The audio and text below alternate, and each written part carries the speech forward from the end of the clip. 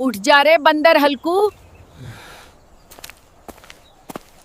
दिन निकल गया। अरे बंदर हल्कू, गांव में एक भयानक सांप घुस गया है, लोगों को काट रहा है, बचा लो।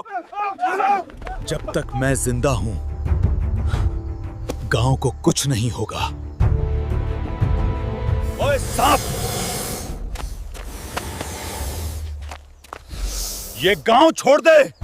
दोस्तों, अगर बंदर हल्कू की कहानी तुमको दिल से लगी रहे तो लाइक जरूर कर देना रे, और सब्सक्राइब करके बंदर हल्कू को और ताकत देना रे।